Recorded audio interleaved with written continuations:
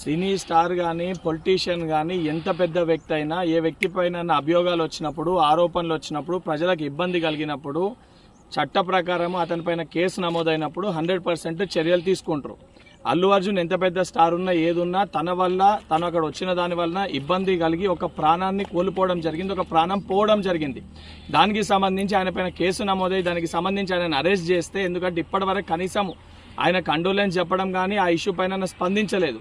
ఆ పొజిషన్ ప్రకారం కేసు ఆయనని అరెస్ట్ చేస్తే ఏదైతే సంబంధించి బడా వ్యక్తులకి స్టార్లకి మటుకే ప్రతిపక్షాలు ఏదైతే బీఆర్ఎస్ పార్టీ కానీ బీజేపీ పార్టీ కానీ సపోర్ట్ చేసే విధంగా మాట్లాడడం అనేది సరికాదు. సామాన్యమైన ప్రజలు ఒక కుటుంబం ఈరోజు ఆ యొక్క సంఘటన వల్ల చిన్నాభిన్నమైపోయింది.